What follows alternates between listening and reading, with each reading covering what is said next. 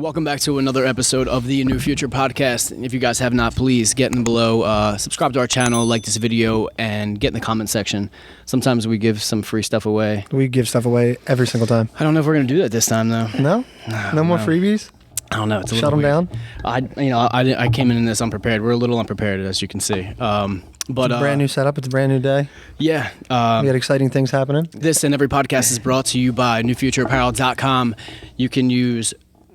Promo code? Yeah, which one? Come on, you can do it. Podcast for 10% off? You still got it. You still got it. So long since it's been way we've too done long. this. This podcast is also brought to you by Webb Fitness and MMA in Washington Township. Get yourself some MMA training. Come down to Washington Township. Try out a little jiu-jitsu class, a little Muay Thai if you want to, and, be a better human. We have our first, well, not our first, but our first addition to the whole group here. To the New Future family. To our family, officially, we brought on our partner, Jonavin Webb. Ladies and gentlemen, say hello. Clapping track. Let's go.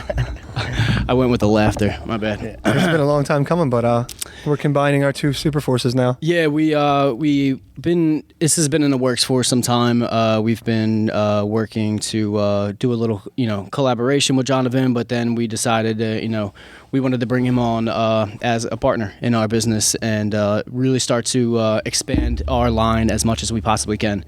It's always been our dream and our mission to keep building and getting better, and also get into the mixed martial arts lane more with fight gear and gis and everything like that. So doesn't hurt to have someone who's been at every level of it in your corner. It's probably best that we do that with somebody that's a little bit been around the block. Don't take my advice or his advice on anything. You take it from the professor.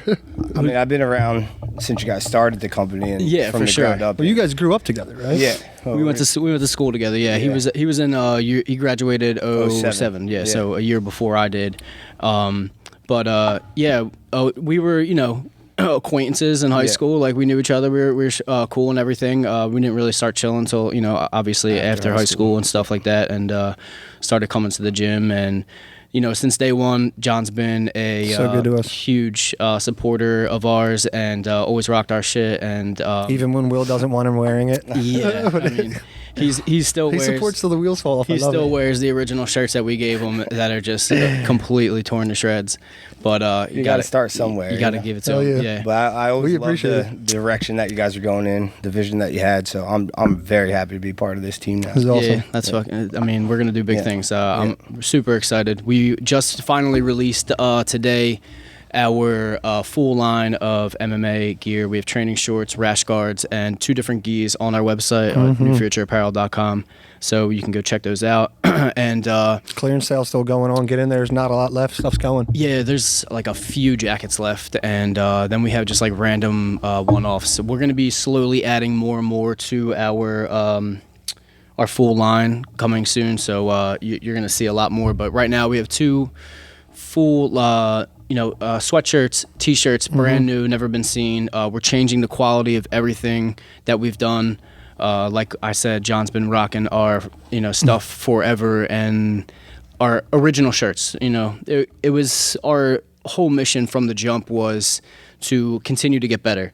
Every single time. It's on our card that we give with every single order that we will continue to build and be better than we were yesterday, and that goes with the shirts. You got to suck before you're great. Yeah. And that translates exactly to what I do. Yeah, exactly. Fighting. So yeah, every day we're exactly. trying to get better. There's no way that you start at the top. Yeah, you gotta grind your way to the top. Our first garments that we put out for the first couple years, they weren't the best. For doing everything in-house, like we are happy with the product, but we know it's not where it could be. Yeah, we wanted to take it to the next level. So everything that you're getting now will be the highest of quality, and it's just a much better piece. We're moving over to polyblend t-shirts instead of cotton, so they're more resistant and a little bounce back. The wear is better. They last longer. The longevity is the main thing. We're just getting away from the cotton, fully cotton line, and getting into a polyblend so that it's more of a training shirt, and you don't have to worry about it like just deteriorating like cotton does. But it still looks good if you want to go out in the town.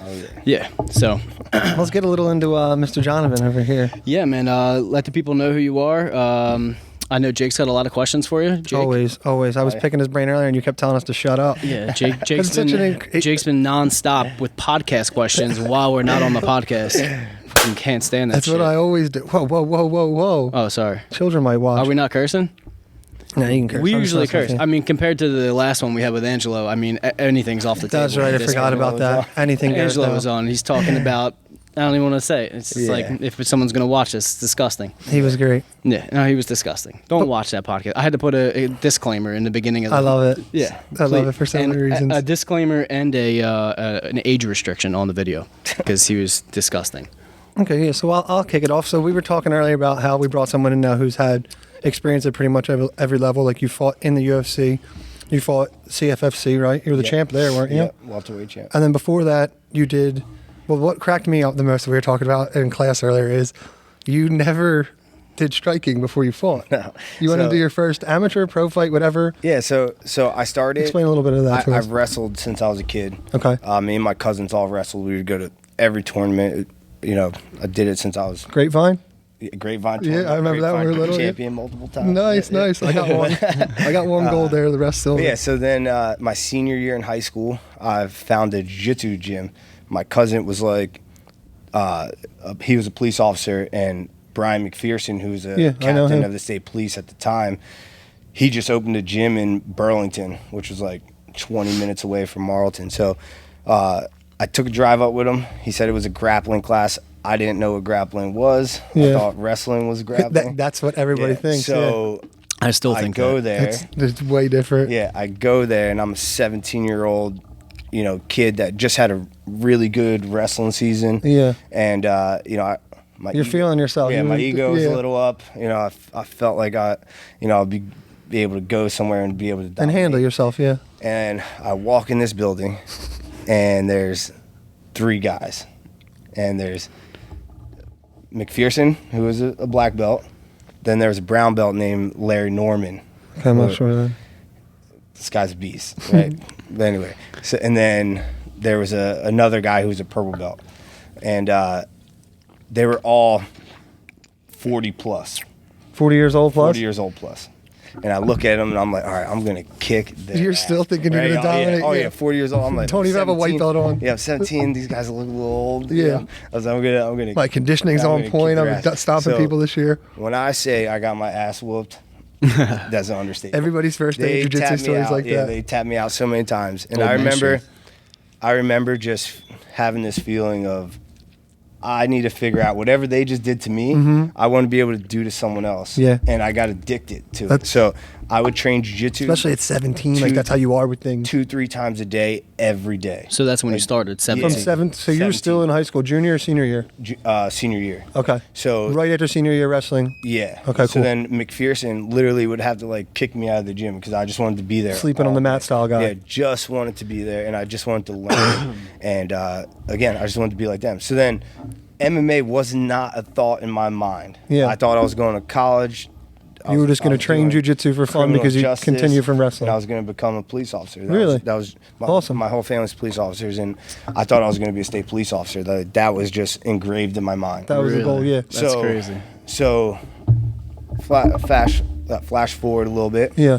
I win I took second at like a Pan Am. Was like my first Nogi Pan Ams was my first like big tournament. And you took second at it? I did really well. I think I had like 6 matches before I got to the finals, and then I got to the finals and I was just so exhausted. But it was a good match, and the kid ended up going on and doing really well too. But that was like the first taste of like success. The competition with it. And What weight class were you training at? back then I was only 175 pounds walking around. Yeah.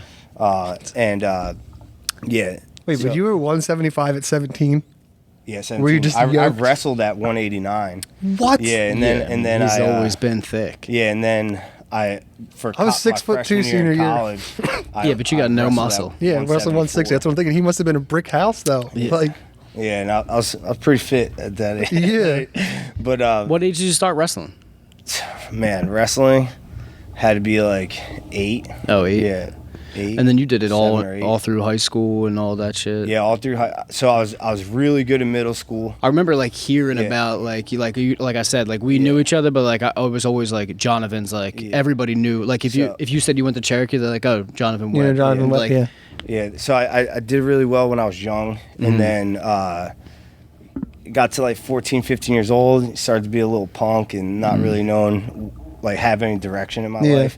And not many 14 or 15-year-olds do. Wrestling really saved me. I got, just getting in trouble at home and in school and stuff, and then I ended up getting sent to another school for a little bit. And wait, they kicked you out of Cherokee? Yeah, so I just got in some trouble, and then my parents decided that it was, private school time? No, I went to Lindenwold, like where my dad lived.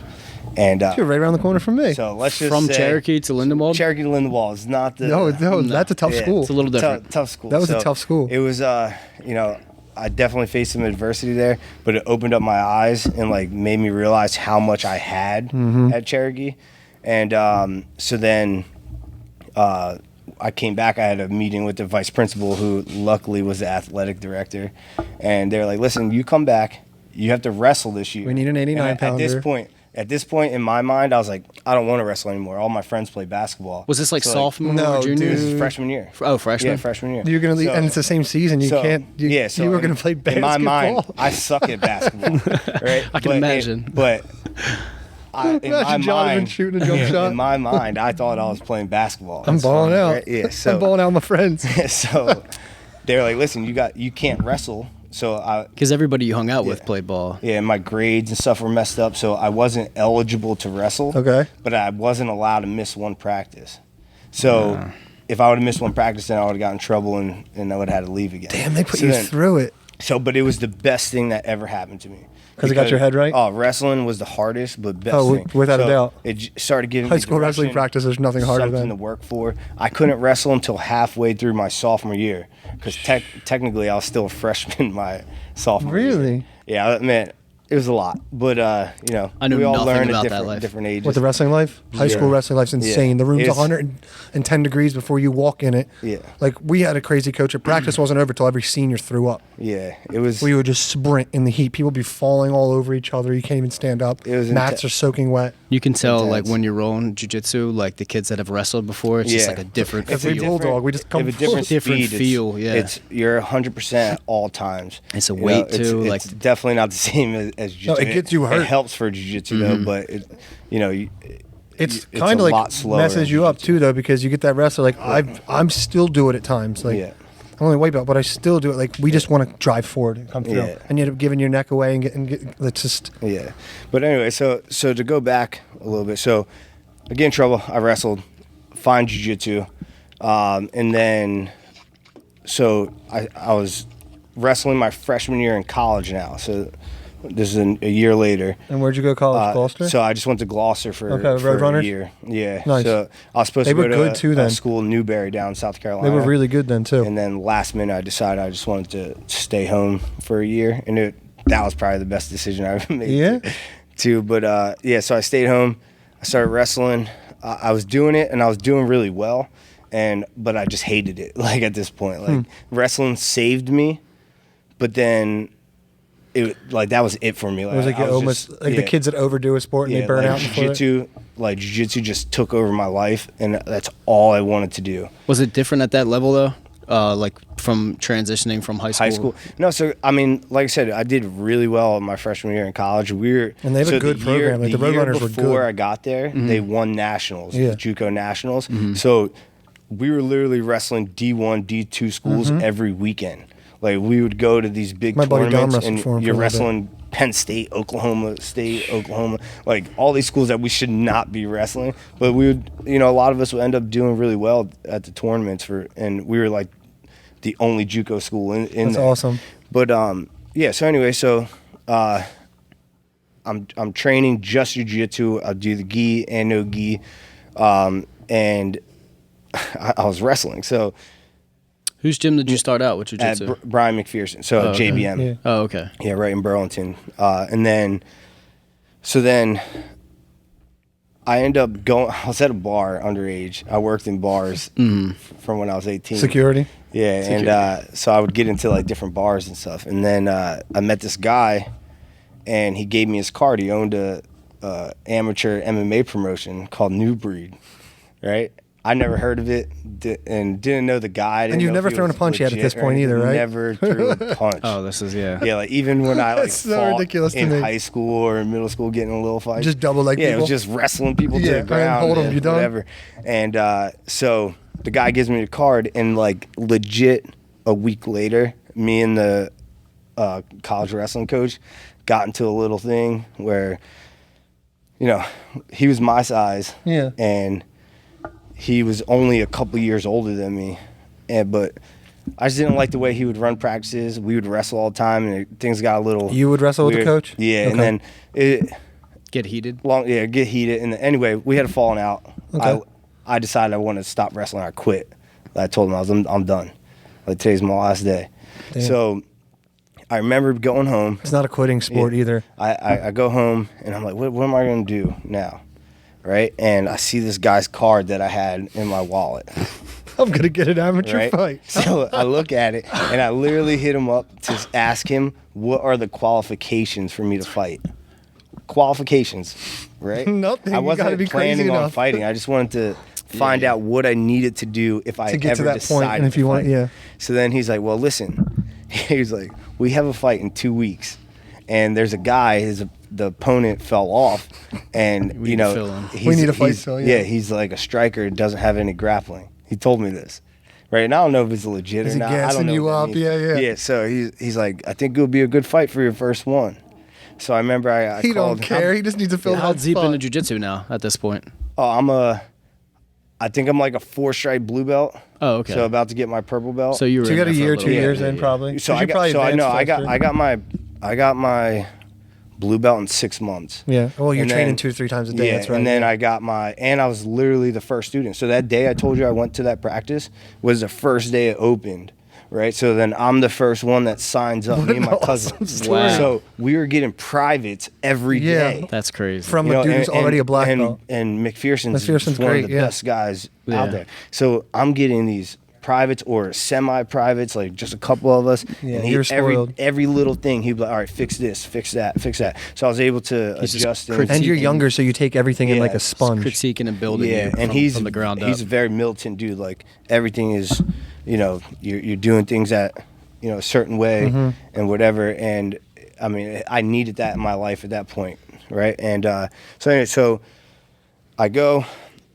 I call him, and I'm like, hey, you know, there's this fight. I would do it just as a bucket list thing. Yeah. Like, you know, I never planned on fighting, but This is my so cousin funny. would show me videos of fights. Yeah. He would show me like all these, you know, Jacare and Mm-hmm. all these other people, all these jiu-jitsu people who like went and did MMA. And That then transitioned, like, oh, they and had success. And I remember just being like, man, that's so cool. Like, and I wanted to fight in Japan. So at the time, Pride was like the Oh, that was biggest like, thing. yeah. So all I wanted to do was fight in Japan. Like UFC wasn't And even on you've my still mind. never thrown a Yeah, punch. Never threw a punch. But I watched I the love video. this. I watched the video on it. So YouTube that. so then so then I went, took the first fight, didn't get hit at all. So now I'm on cloud 9 thinking like, Did you just double leg him? I'm so gonna I be double world legged him, champ in took a him month. down, kept him there. Yeah. Then next round came. The rounds were only like 3 minutes long. Next round comes, he goes to throw this big punch. I see it coming from like a mile away, so I duck under it. I think I probably closed my eyes. I probably did everything wrong, but I remember just, you know, getting in on double A, taking him down. I ended up in mount, and then I armbarred him, right? So like you don't, he doesn't even throw a punch, Yeah, anything. so in at this, he this- just at goes this right to point- submission. Doesn't In need this to. point in I my love it. career, I'm training jiu-jitsu 2 to 3 times a day. And that's all you're training. That's it. Like the only difference is Every sometimes day? we're gi, sometimes we're no gi. Were you every day? Every day. I would not miss one practice. He's sleeping you- on the mat. Morning were you- class, were you noon working? class. No, I was. So then I was. I probably just started working, but I would work. I was working in bars, and I would work. Oh, these, yeah, like, yeah. Weird So it was, like, hours. nights and shit, Yeah, yeah. no. So I'd actually work the day shift at a strip club. That was my job. Right? So This is the best. I forgot about that. So, What a good story. Yeah, I worked the day shift at a strip club. So The day shift Yeah, at the so strip I would club. work from 11 a.m. till, you know, 5. And then hit every night class? So then, I would just work a couple hours, and they paid really well, and I was making cash in there too from like some of the guys. So that sounds weird. I would make cash because you weren't allowed to bring your cell phone into the club. Got you. So people would pay me $20, $40, $100 for them to bring their cell phone into the club. Right, so I was making all this cash. They'd pay you off like, let me hold on to this. Wait, you had a phone? Yeah. They had phone so check at the front? Yeah, so you would have to leave your phone and, like a so code you can't check. film or shoot the girls. Yeah, they would give you a little ticket, and you would have to leave your phone up there. Damn. I did that for like a movie screening once. I was like, so they don't want to leak it. Guys would pay me cash to bring their phone in. And then these idiots would go in there and then bring their phone up. And pull the phone out. So then the other bouncers would take the phone back, and then they'll come back up and they front. buy it back off you. They buy it back off. So I was making a killing up there. Yeah, so, that's hilarious. Yeah, so selling anyway, people their own phones back. That's great. Yeah, so I was just training there. So I take that first fight, didn't have one scratch on me. Right. You walked out pretty and you won. Took my second fight. I figured. Same. What'd the promoter tell you on this one? This guy's not a striker either? No, at this point, I'm like, you don't care. I'm like, man, I could beat anybody. You're going to be world champ. I could beat anybody. So the guy. I could beat anybody. Yeah, so the second guy comes out. It was the same. If you took my first fight and my second fight, it looked exactly the same. You wouldn't be able to tell the difference between the fights. Just double leg. It was double leg, hold the guy same first punch round. again. Then the second round, the guy comes with a big punch. I take him down, end in mount, get an armbar from Same mount. thing. Same exact thing, both hilarious. fights. You're like, this is going to be such an easy career. now- I'm doing this. If it ain't broke, don't So fix it. now, I'm riding high right now. I'm You're 2-0. 19 years old. Still never and thrown a punch. 2-0. I just want to keep saying that. He's still never thrown a punch. Yeah, 19, 2-0. So my third fight comes. Take the guy down in the beginning. In my mind, everything is about to happen the same. It's gonna be right away. Yeah. Right? It's Groundhog Day. This guy, I take him down. He got back up. So now I'm like, oh shit, That's never happened before. Yeah, it never happened. So now I take him down again. So I had to take him down 3-4 times. Big takedown, big double leg takedowns across the cage. I'm getting a little tired now. Yeah. So now second round comes. I forget if I took him down or something. We get into a little scramble. He hits me, and it's the first time I ever got hit. And I remember just looking back at my coach like, what the fuck? You did not tell me this happened. I was like, this is not part of fighting. Like, this wasn't supposed to happen. This isn't supposed to happen. So then he ended up getting disqualified because he illegally hit me. Right? Yeah. But at this point, I was already rocked from, You were this done? first punch. Yeah, I didn't know where everything was, but he hit me. So he lost by DQ. he lost by DQ. Yeah. So then that day, I remember McPherson, he was a Ricardo Almeida black belt, and he was like, man, if you're going to take this serious, you got to start training with these top guys. And at the time, Frankie Edgar just won the lightweight championship. And all these guys, Frankie Edgar, And he's there Renzo every Gracie, day. Yeah, like Edson Barbosa. This is back when they were in the All little these spot guys, still, Nick right? Catone, Yep. Tom the Blast. Like, all these guys are training at this small school in Hamilton at Yep. Ricardo Almeida's. So I show up there. That's and where it's like, Bongiorno was, yeah. whoa.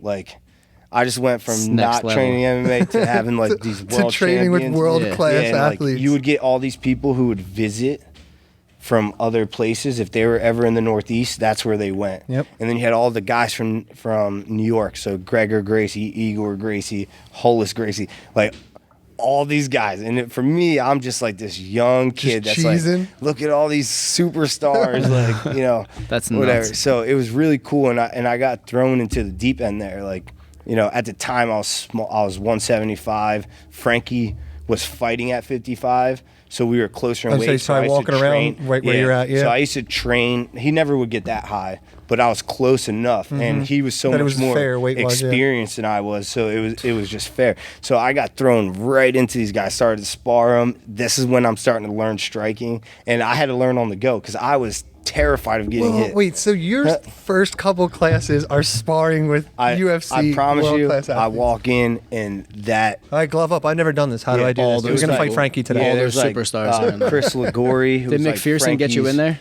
Yeah, McPherson got me in there. That's and crazy. like at the time, Ricardo Almeida was still fighting. He was ridiculous. And he was a 170 pounder, and he's if you ever rolled this guy and trained with him, he's a monster, like a monster.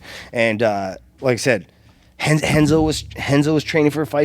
He was fighting Matt Hughes, and there wasn't that many big guys. So they were throwing me in to spar with Henzo Gracie. So crazy. Like, that's crazy. As I'm a blue belt, just got my purple belt. Yeah. And you're sparring with Henzo. Yeah. In your first week of wearing boxing gloves. I was a purple belt at this point now. Yeah. Yeah. And you're what, 19, 20 Did you years get your old? purple belt after your wins? Not for MMA. It was I was doing a lot of jiu-jitsu back then too. Like I'll do all the Non-stop. Nagas and then New York Opens and Pan Ams and all that. And so I was, like I said, I would train jiu-jitsu every day. So then even when I started training at Ricardo's, I finally got a boxing coach when I was there. Finally. Yeah.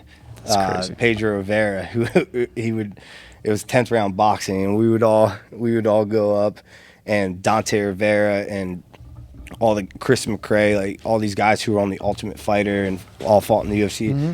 You know, we would all go over to this boxing gym to like learn, and I didn't know anything. Like I had to learn all on the fly, all the kicks. At what, 19, 20 years old? Yeah, 19. Maybe I turned pro at 21. So yeah, this all happened between 19 and 20. And your first fight, how old were you? 19. No, okay, you were 19. I just turned 19. And going to like a gym like that, it was like full contact, like MMA training. Oh, just straight it's not, sparring. It's not like a regular. They're killing each other. Yeah, this wasn't. Class. So my first day. You're not like learning. My first day of practice, there was no learning. Yeah, there was no. Yeah. It was. All right, this is a 1-2. No. Frankie was fighting for the championship. You're just thrown it in was with five. We would have to do 5-minute crazy. rounds of sparring. That's nuts.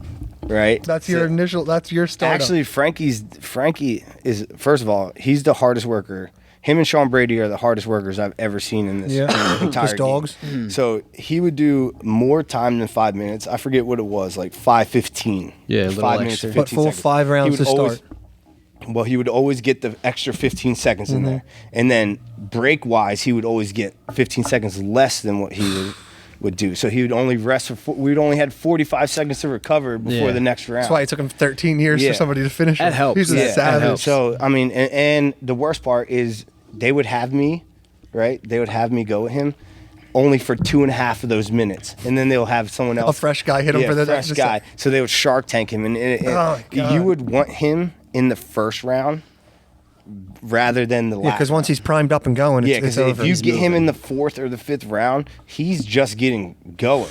Yeah, and you're gassing for air. Yeah. Gassing Dude's a for air. savage. So yeah, it's So that was my story. I kind of got just thrown Dude, right just- into the mix. When you said that earlier, I just started laughing. I was like, all right, I'm not going to go dive into this, but I'm going to find out today about this. How many amateur fights did you have? I had 5, so I went 5-0, including that disqualification. So really 4. In my mind, that was always a loss to me. But it was a learning. But then I got to fight him again as a pro. Yeah. And get it back. And you beat him? Yeah. Awesome. Armbar. Were they all for the same No, so I fought New Breed. I fought for New Breed for 4 of them. And then my last amateur fight was for XFE, which was it's actually the guy that owns Bare Knuckle Boxing. Okay. That big one now that's has all those people on there. He used to own amateur MMA. Really? Well, it was amateur and pro. It was XFE Cage Wars. So it was called, but everyone fought for there. Sean Brady fought. So you fought your last fight there, and then you got signed to UFC. No, I got signed to CFFC. CFFC, that's right. Because you were the that champion was your of CFFC, first? right? That was your first pro fight for CFFC. Yeah, my first pro fight was CFFC. Arias Garcia, who's their matchmaker, he reached out to me right after my last amateur fight, and was like, "Hey man, like, if you're interested, like, we're having fights this day.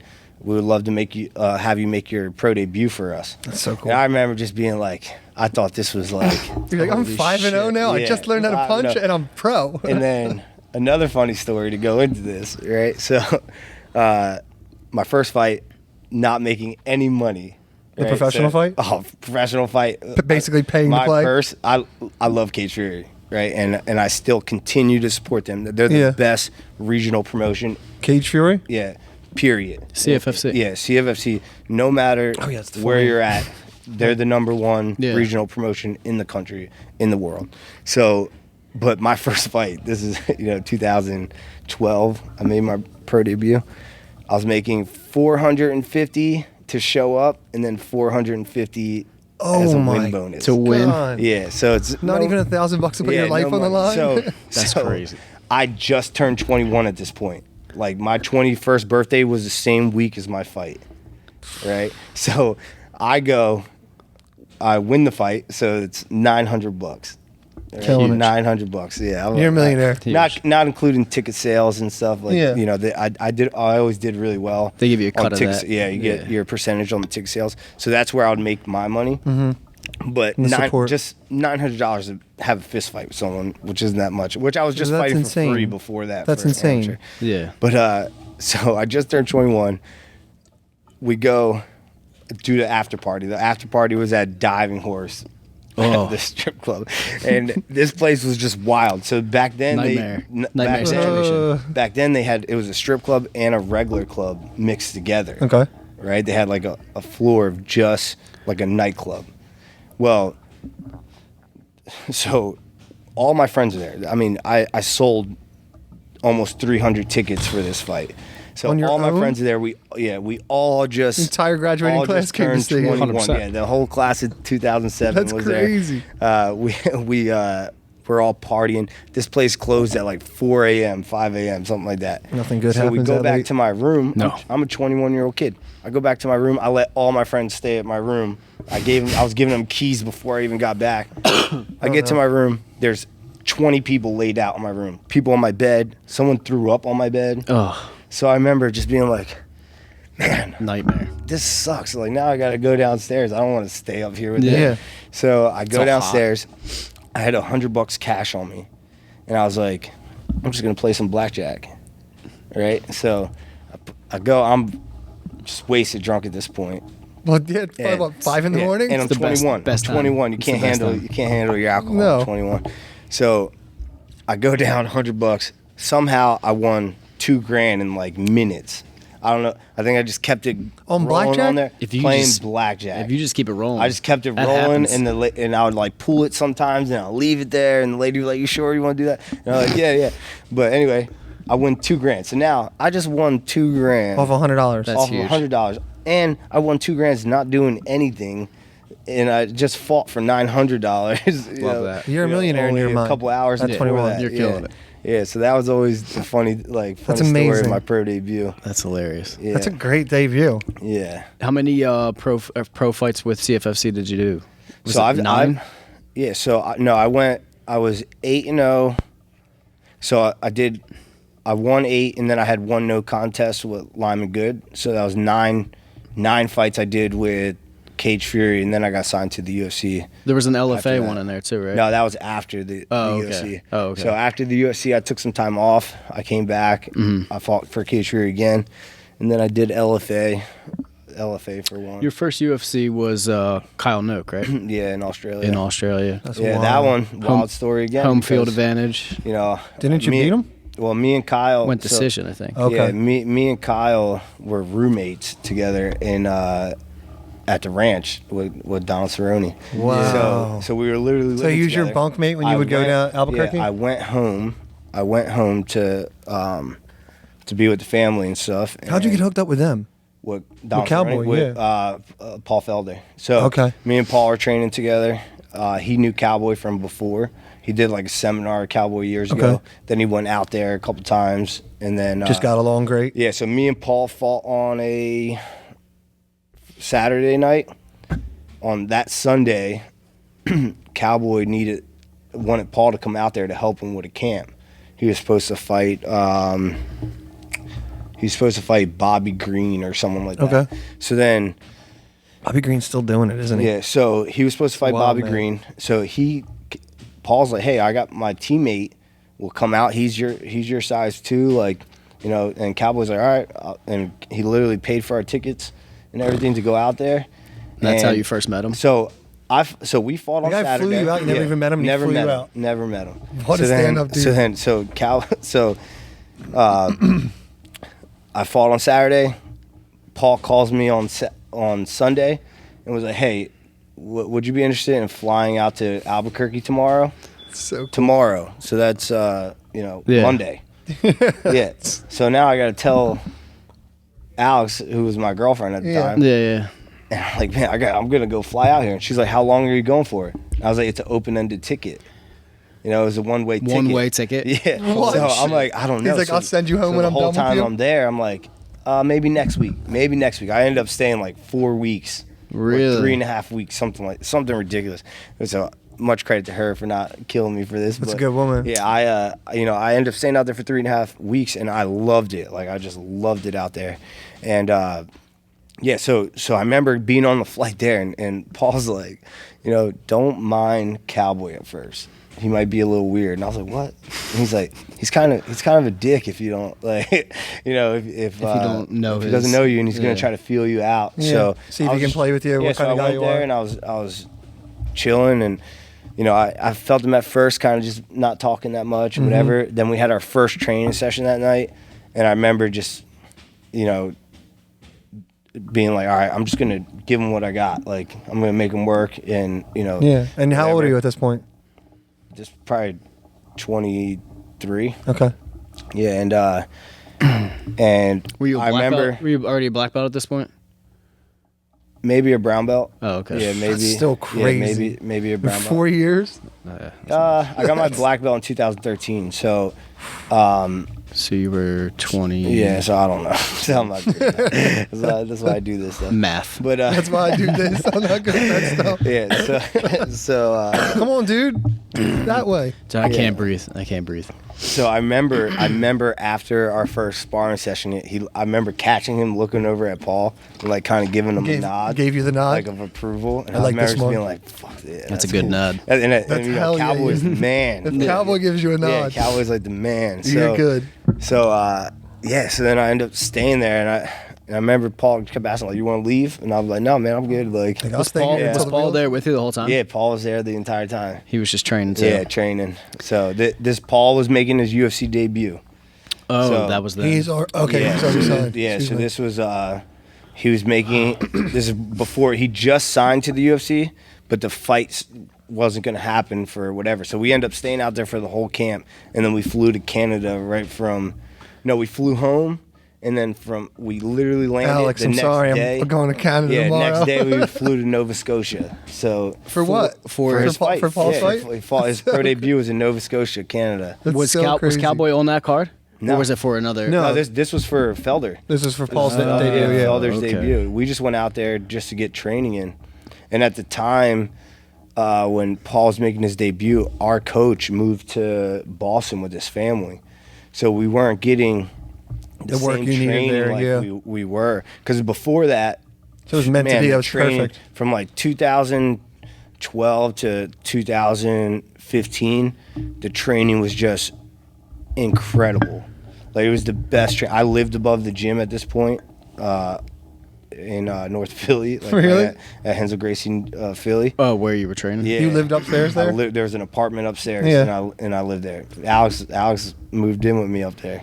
Yeah, so Really? she Damn. got the whole grind of my beginning of my career. But so So cool. so that whole time was crazy. He moves away with his family. His wife, wanted to move up, so he moved for his family, and we totally understood it. Yeah. But it just kind of like messed up our training. Yeah. It sucked. So we were like, fuck, we got to do something. We gotta find somewhere. So we started to go out to New Mexico, and that was just an awesome time in our lives, just getting to experience so much stuff. There's a lot. Like, I always felt like there are certain things I didn't do growing up. Like, I didn't know how to do anything with cars. I didn't know how to use power tools. Like, Yeah, there you was all found this your stuff thing, that yeah. I didn't know how to drive stick. Cowboy made you learn. Yeah, like Cowboy makes you learn this. That's stuff, so right? cool. Like, I built dorm rooms. I don't know how to build. Yeah. And I built dorm throwing rooms. you guys on built motorcycles saunas, and shit. You were building the I dorms learned there? how to That's ride a awesome. motorcycle. Yeah. I'm literally how I learned how to drive stick shift. All Cowboy? So Cowboy was gonna pull up a Jeep, like a Jeep Wrangler, up onto a trailer that's behind his truck. That's like, he had this dually that was like $100,000 truck, right? So he's like, someone, grab the keys and pull the truck up onto the trailer. And I was like, I don't know how to drive stick. And I said it out loud. And he just went, oh, hell no. And he's like, what do you mean you don't know how to drive stick? And I was like, I don't know how to drive stick. I never learned. Then he's like, well, you're going to learn today. Throws me the keys. And I was like, all right, you're going to show me how to do it? And he's like, no, you're going to figure it out until the Jeep's on the trailer. So I'm like, what if it runs over the trailer and hits the back of your truck? I'm not like, I don't know what I'm doing. I'm telling you that.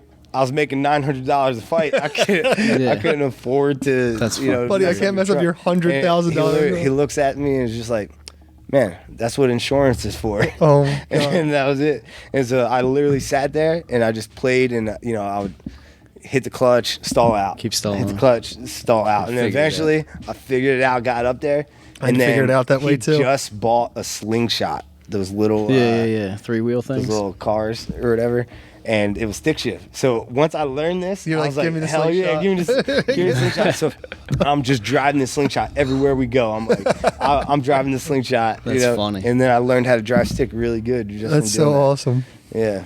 So you, Paul, and Brady pretty much all started like training together. Yeah, so not together. So remember, I was at Ricardo Almeida's. And Paul's a couple years older, right? I just remember seeing photos of like you three training together. So when like Daniel Gracie opened Henzo Gracie Philly in like the end of 2012, early 2013, we all went over there. We all came from different teams, and so we get there.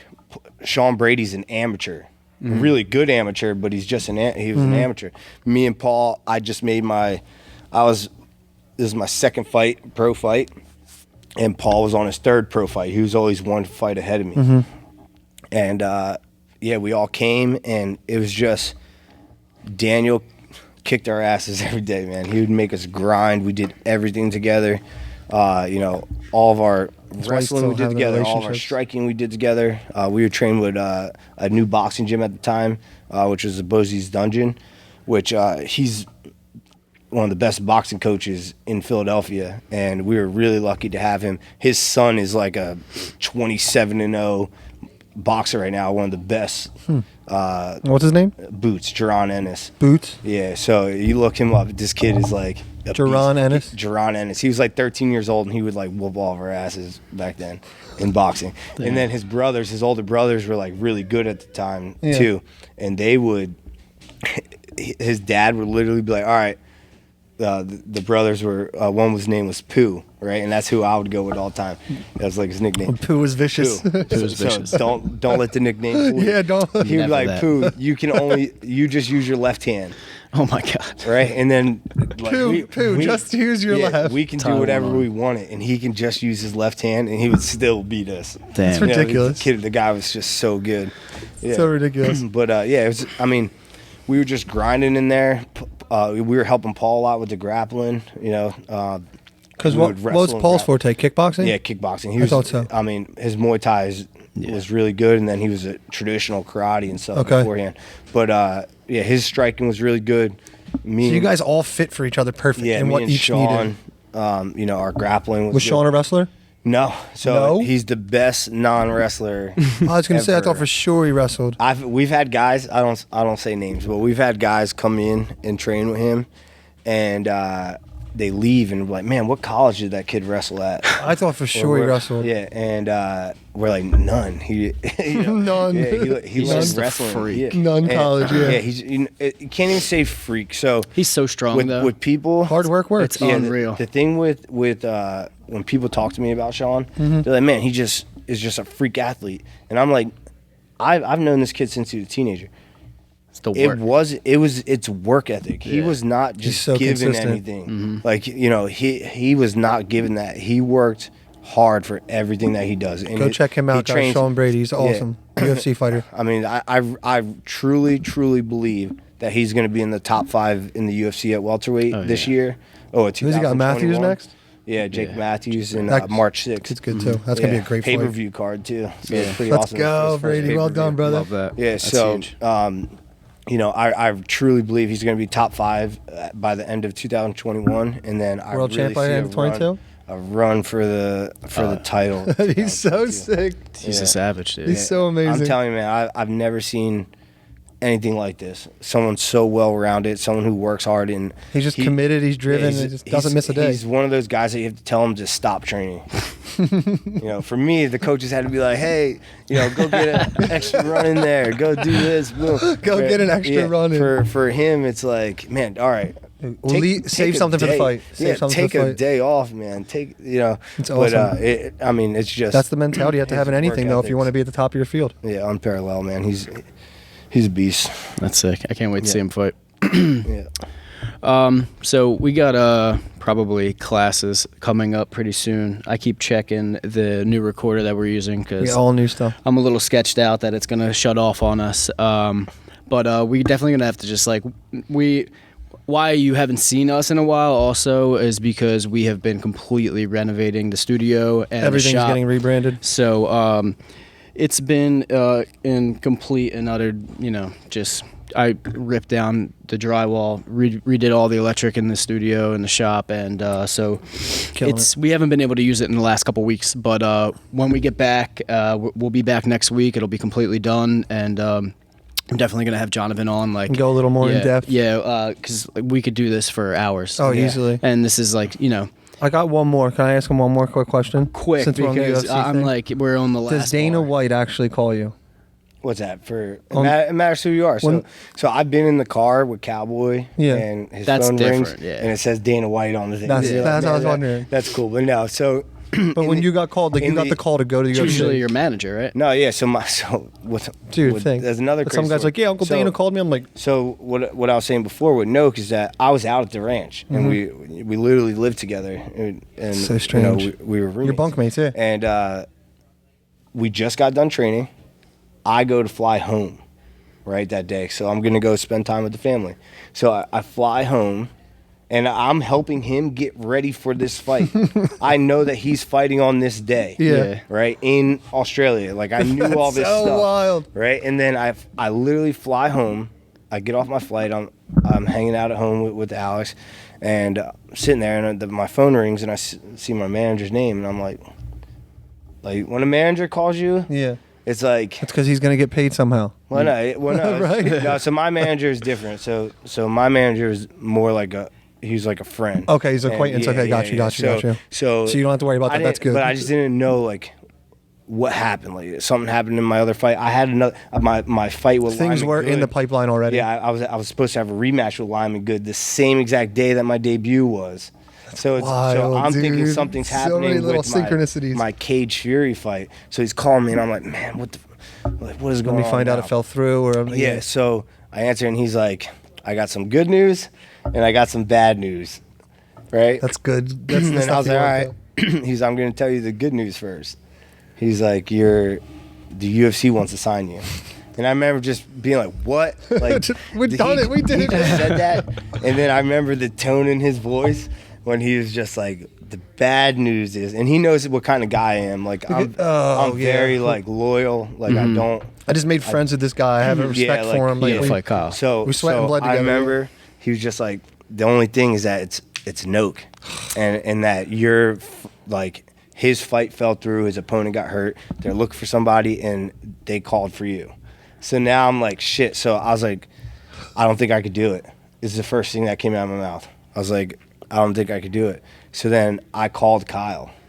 What? Right? So this is great. We're going to have a chat with Kyle, too. I called Kyle, and I was like, man, I just don't feel right, whatever. And he literally said, and Kyle's been around the game. He'd already been in the UFC for a little bit at that point, He was a coach on The Ultimate Fighter. Yeah. He's been in there for a long time. He's fought, top guys. And he was like, listen, that opportunity may never come again. He was like, you have to take it. You have to come fight me. And I was like, what? And he's like, I know. The phone might never ring again. Yeah, this is your moment. He was like, they may never call you again. No love lost. Got to go for it. You have to take it. And I always respected him for that. And he's still a really good, awesome, great friend. I don't see him that often anymore, but every time I see him, we'll have him on. We'll all have him on Zoom. It's like we never fought. He reached out to us, in the beginning, just to let us know how, he liked the stuff. Oh, really? Yeah. Oh, awesome. Yeah. Man, he's one of the greatest guys in the sport. Like, I truly say that. And I have, the fight didn't go my way on the scorecards. Yeah. You know, it was a very. We'll dive deep into that next week. Yeah, We'll have you back on. It's one of my. We'll get into your UFC career and where you're at now. One of my best performances ever, but you know, I think so. So you know when you're in there, you can feel where you're at. He had home field advantage. Yeah, so you went all around the world to fight him. Still love yeah. You have to. Australian judges. That's awesome, though. Yeah. It's been a blast having you on to talk a little bit. We're going to go way deep next week. I can peck your brain all day. I want to keep talking, but I don't want to go down like a path where we can't get out of. Let's pick a winner. We wanted to introduce our audience to. All right. I don't know which button it is. I want to hit it. We wanted to introduce our audience to Jonavin. So, again, if you're interested in get some boxing in, some Muay Thai, some Jiu-Jitsu, come out to Webb Fitness. We are in Washington Township, correct? Yeah, Washington Township. Washington Township. Come in. This is considered Sewell. Sewell, yep. Sewell, I believe you do a free week before you have to join and do classes? We do a free week. Or a class, how do you do it? We have fitness classes, MMA classes, so we have a little bit of for everyone. The facility is awesome, guys. Get out here. Sorry, guys. We did this whole set on the fly. We officially announced today that John was partnering up with us, so we just wanted to get a quick podcast in and just introduce you guys to him and, get you guys comfortable with him and probably be our first guest in the new studio next week. Yeah. Once we get the new studio up, we can actually sit down, be comfortable, not have to worry about. I mean, we literally in 5-10 minutes have classes. Jiu-Jitsu, Muay Thai is all starting. We're in the middle of the cage right now, so we gotta wrap up. And also new recorders and new equipment that we trying to better everything for you. So we'll get there. Be patient. Battery's about to die, so let's pick a winner. Here we go, ladies and gentlemen. We'll do a quick hair check. No hair check. Straight to look at him. And the winner this week is going to be. It was Kyle? It's Kyle. Congrats, Mr. Wolf. I believe he's owed some stuff anyway, so we'll get a nice little shipment out to you soon. Yeah, we got you, Kyle. As always, guys, thank you for watching. Like, share, subscribe. I really want to cut my hair, so we could really use you guys. 1,000 subscribers. Sorry about all the coughing, too. Mr. Jonavin Webb, thank you again for being on, brother. Ridiculous. Look forward to all the cool stuff we're going to do. All right, cheers, guys. We'll see you next week. Until next time, peace.